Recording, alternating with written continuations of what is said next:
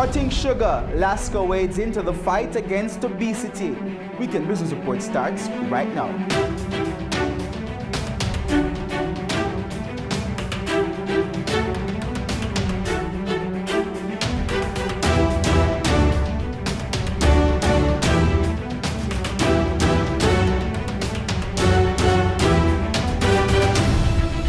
Hello and welcome to the show. I'm Kenil Gale. Thanks so much for joining us this week. As Jamaica tries to combat the growing obesity problem, the Lasca group of companies is chipping in. We'll tell you more about that in a bit, but right now here are some of the top business news stories BATV brought you this week. The House of Representatives has approved a nearly $10 billion addition to the budget for 2017-2018. Finance Minister Audley Shaw tabled the second supplementary estimates of expenditure on Tuesday. The new figures for the old budget come in the middle of the debate for the new budget. Here's a breakdown of the revised estimates. Minister of Finance Audley Shaw presented the second supplementary estimates to Parliament on Tuesday. The new spending plan is 1% higher than the first supplementary estimates passed in December and 5% higher than the original budget approved last March. This puts the overall estimates of expenditure for 2017-2018 at a little over $815 billion. The minister says the additional $10 billion are primarily to pay the first year of the 4-year wage offer to government workers, which is to be done before the fiscal year ends on March 31. It will cost $6.7 billion to pay workers the 5% increase retroactive to April 1, 2017. They're also paying $2 billion to medical doctors and consultants early. These funds were to be paid in 2018-2019 and 2019-2020 financial years. But Minister Shaw says they're moving the payments up as part of their efforts to meet the coming year's wage target of bringing public sector salaries to within 9% of GDP. Another $215 million in the revised budget is for the revision of salaries to medical technologists. This brings the total salary requirements addressed in the second supplementary estimates to nearly $9 of the $10 billion. So where is the government getting the extra money from? The minister says that $4.7 billion will come from the 2017-2018 contingency provision for salary adjustments. $2.4 billion will be reallocated within ministries, departments, and agencies' approved budgets, and the last $1.8 billion from revenue. Meanwhile, the new estimates will also allow the government to reduce some long-standing arrears being carried by the government's agencies. Meanwhile, the government has tabled the order paper to have the wage negotiation cycle with public sector workers moved from 2 years to 4 years. But opposition members weren't having it. Jamila Maitland tells us more. It's called the Financial Administration and Audit Compensation Negotiating Cycles Order 2018. The government is proposing to change the current 2-year negotiating cycle to a 4-year one. This would mean that the cycle would run from April 1, 2017 to March 31, 2021. State Minister in the Ministry of Finance and Public Sector, Roddy Spencer, says 2 years is not enough time to meet and negotiate the claims of the different groups. Current 2-year cycle, with 1 year already gone, does not allow for the government to do all the things that are necessary to address the union's requests and claims. Streamlining the cycle into a 4-year term would allow room for the government to complete talks with each group independently and allow better and deeper consideration to be paid to the issues of each group of workers. Minister Spencer adds that the government must meet the wage to GDP target of 9% as part of its fiscal responsibility framework. This, he says, cannot happen if the government commits to any increase in public sector workers' contract. However, opposition spokesperson on Labour and Welfare Horace Daly disagreed, calling the government's current position union busting. Nothing is wrong to call your workers and say to your workers, we want to get our economic program going, and we ask you to come with us on board for a longer negotiating cycle. Nothing is wrong with that under special circumstances. But to come to the House and to announce and say as 4 years in the midst of negotiations. It is repugnant, it is high-handed, and it goes to the heart.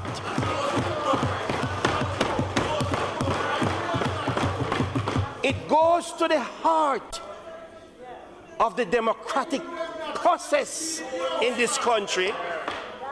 Meanwhile, other opposition members argued that the government's effort to change the negotiating cycle could have been approached differently. Minister, you have admitted that there are ongoing negotiations.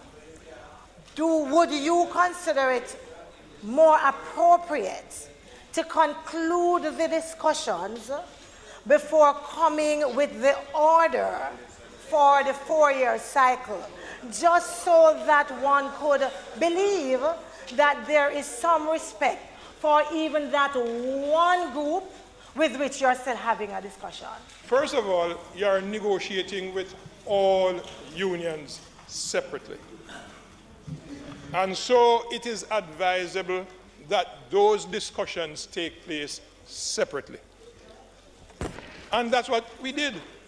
That's what we did. Yes, that's what we did. For BATV News, I'm Jamaica Maitland. Banks aren't lending to entrepreneurs whose business relates to intellectual property. That's according to opposition leader Dr. Peter Phillips, who was making his contribution to the budget debate on Thursday. He says if the government recognizes small and medium enterprises as the real drivers of growth, something must be done to improve liquidity among them. More in this report. Jamaica's high debt is gradually coming down. While it's not where many would want it to be, most people are happy that the debt figure is getting lower each year. Among them is opposition leader Dr. Peter Phillips, who says debt reduction is one achievement the current administration can claim as having done on their own. What the minister can justifiably claim, and I want to recognize it, is that he has remained committed to the central objective of the economic reform program, which is to reduce the nation's debt. And I applaud the government for that achievement. He says the government has also done well in bringing the unemployment rate down, an initiative which he notes started under the PMP administration in 2013. The trend of increasing employment that began in 2013 under the economic reform program has continued, and respect is due. But the opposition leader's congratulatory comments were short-lived, as he quickly moved to the topic of economic growth, which he noted continues to trend downward from where the PMP administration left it 2 years ago. Not only is growth down below where we left it, but the projections are also down because the performance of the government has been more chat than action. But what was striking, the minister spoke for 2 hours and not a mention of 5 in 4. Dr. Phillips argued that government policies do not take the interest of the Jamaican people into consideration. He says that's why the country hasn't been able to achieve the kind of development expected. The deterioration in critical services and the hardships being experienced by the Jamaican people are not accidental. They have their roots in the approach to decision-making made by this government. An approach to decision-making which, quite frankly, put partisan political considerations ahead of the best interests of the country. For BATV News, I'm Andrew Laidley. Moving on now, Lasca is cutting the sugar content in some of its most popular products. The company says it hopes this will help Jamaica tackle the obesity problem, especially in children. Lasca founder Lascelles Chin took Education Minister Ruel Reid and Health Minister Dr. Christopher Tufton on a tour of the facility after he made the announcement. WBR was there. With suggestions that the overconsumption of sugar has contributed significantly to an estimated 60% of Jamaicans being overweight or obese, the Lasca group of companies is now providing consumers with alternatives. After conducting extensive research and trials, we can now offer the Jamaican consumer a breakthrough in sugar production in our core product lines. Lasca food drink. This is one of the biggest selling products in Jamaica, so this is very important. We are pleased to announce the introduction of low sugar Lasca food drink vanilla, which will provide consumers with alternatives well suited to their individual health needs.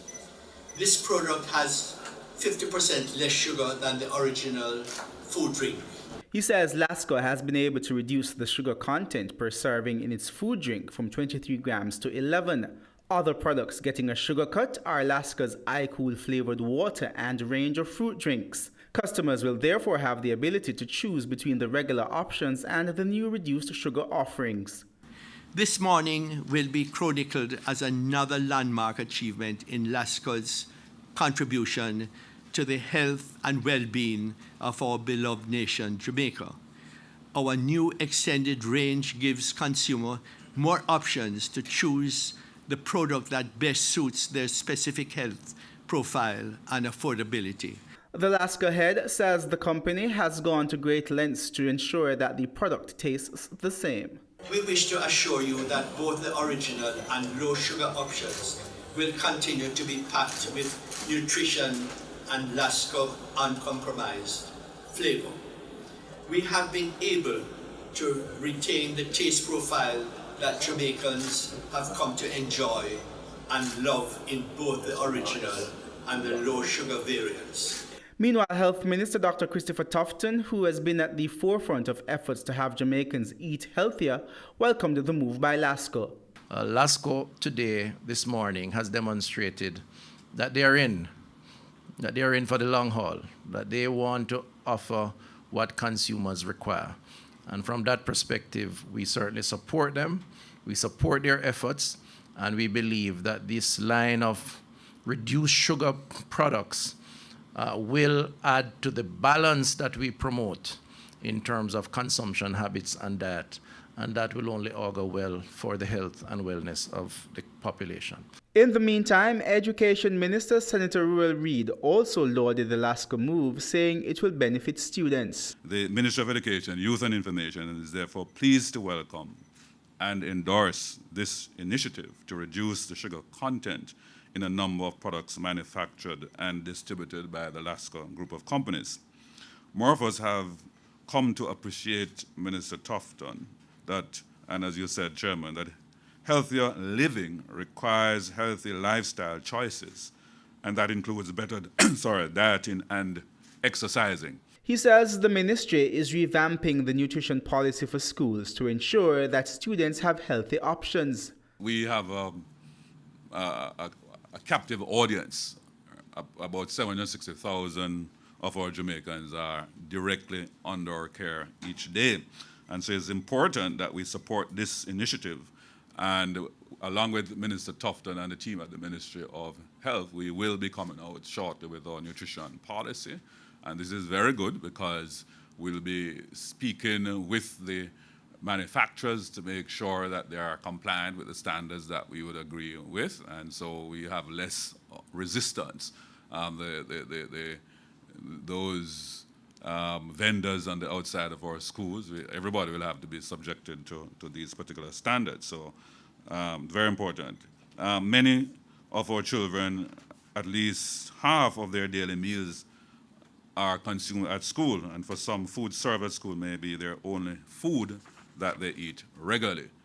And therefore, it's very important that we endorse this initiative. The Education Minister also points out that the sugar reduction and the high nutritional value of Lasca products make them easy to be recommended to schools. We therefore recognize that children purchase snacks and drinks outside of the school also, and Lasca products are among those selected by our children. And the Minister, Tufton, and I will publicly endorse Lasca products, that they are the products that we endorse, and we would recommend that all our school administrators and parents embrace the Lasca products because they're healthy and they are very much endorsed by us. Company news comes up next, then later. In a bid to save the environment, milkmen and women are making a comeback. More Weekend Business Report after this break.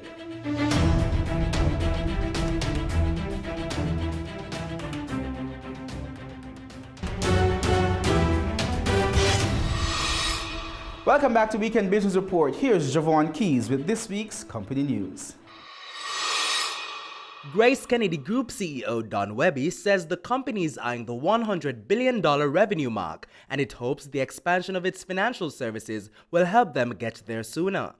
Mr. Webby says Grace Kennedy is banking on a new financial product which it expects will revolutionize doing business in Jamaica. He says the rollout will see Jamaicans conducting more financial transactions and buying groceries with their smartphones. The Scotiabank Group is reporting net income of $3.4 billion for the 3-month period ending January 31, 2018.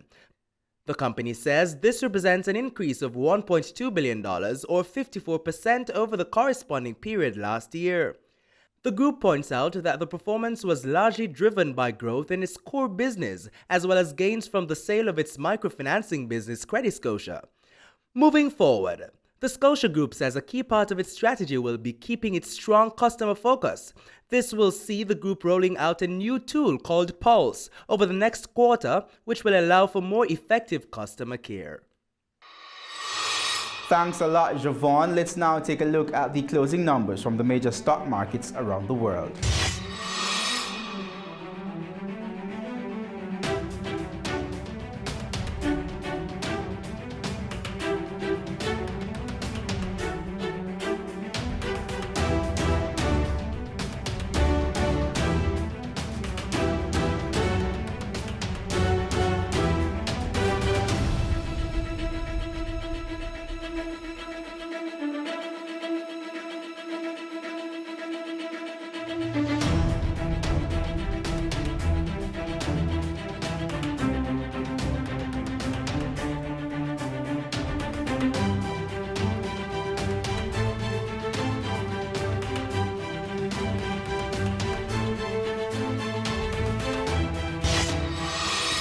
When we come back, more of the top business news stories BATV brought you this week, so stay with us.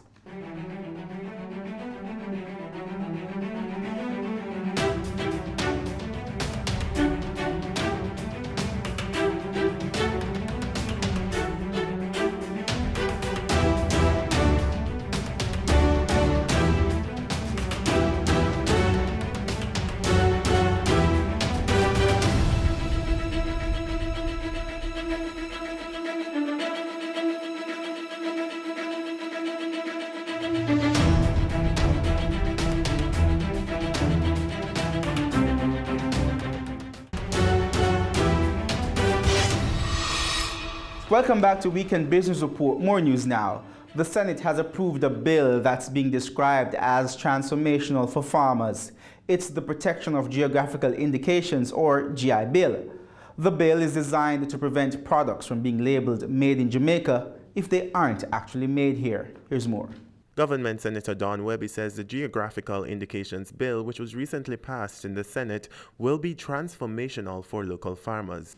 One of the greatest benefits is actually to our local farmers, because it's going to stimulate development.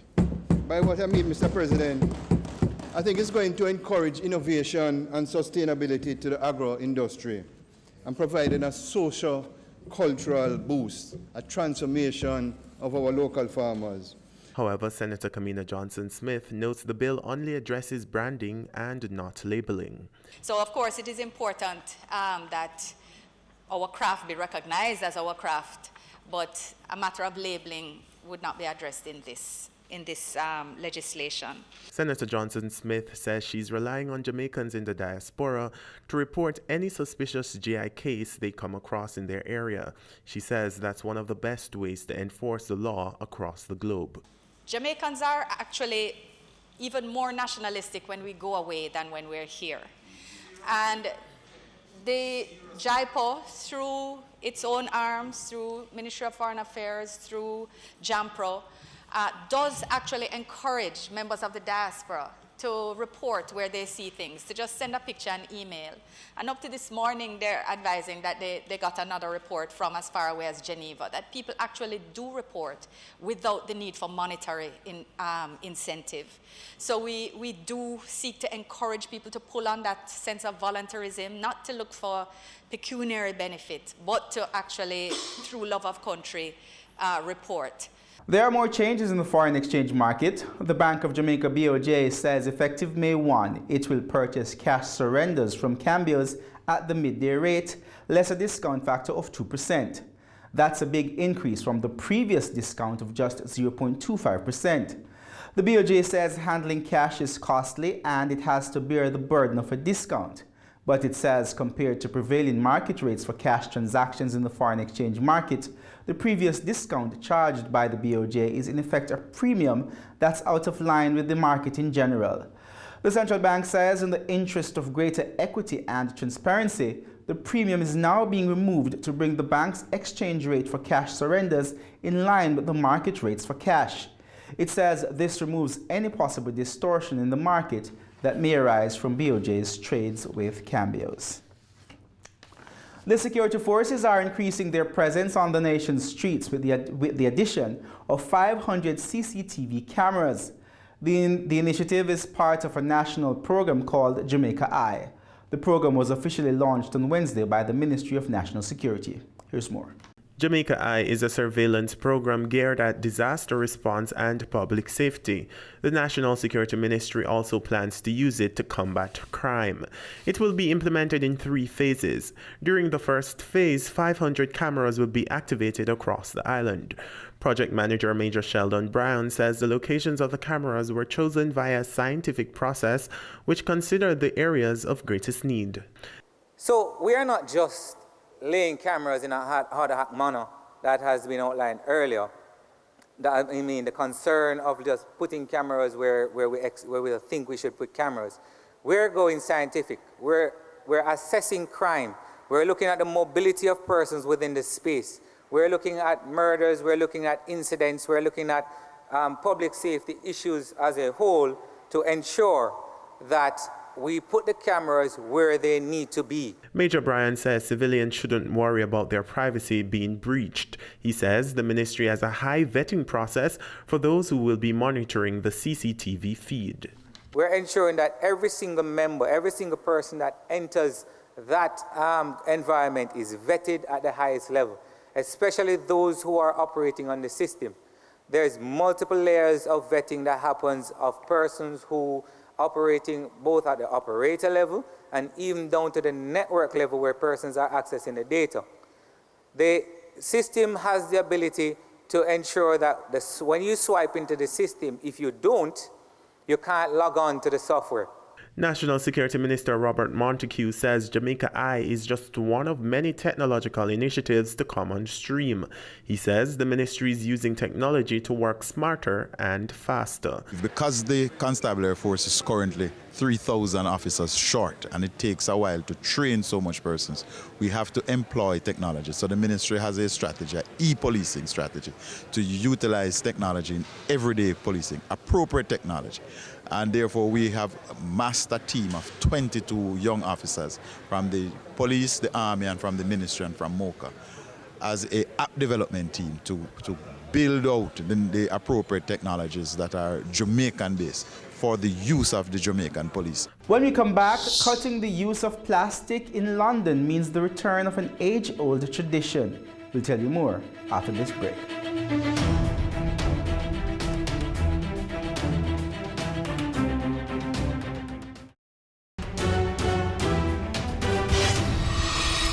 Welcome back to Weekend Business Report. Milkmen and women are making a comeback in London after a huge increase in customers who want to use glass bottles and cut down on plastic. Dairies across the capital are reporting a surge in people who want milk delivered to their doors after programs like Blue Planet highlighted the world's huge problem with plastic waste. Always on time, always gets the order right, never too busy for a friendly word. Once a staple of our streets, milkmen are an increasingly rare reminder of our past. But at the Parker Dairies depot in Woodford, for the first time in years, orders are up. We've increased our customer base by 600 calls since January, resulting in 2,000 pints, 99% being glass, due to the David Attenborough doing the Blue Planet on the plastic. As plastic breaks down, it combines with these other pollutants. The programme highlighted the perils of pollution in our oceans and kick-started a campaign to cut back on plastic bottles. What time were you up this morning, Steve? 2 o'clock. Steve Hayden has been a milkman for 32 years. Since the turning of the year, it's actually picked up a hell of a lot.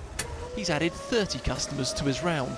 It's not near the heyday of about the 80s, late 70s, 80s, but if it carries on the way it is, I think it will get near that.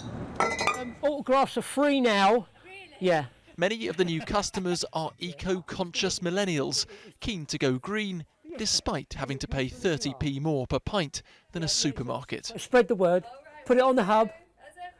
Ta-da, bye. You can actually use a glass bottle 20 times before it either breaks and then of course if it breaks it can get recycled again because it's all natural. Yeah. School time. So we've got recycling, electric vehicle, and some people say how modern. So it's an old thing, but of course it's come back in cycles now, and they actually want milkmen because of the plastic thing and because it's nostalgic. Morning, ma'am. Good morning. 2 quarts of milk, please. Thank you.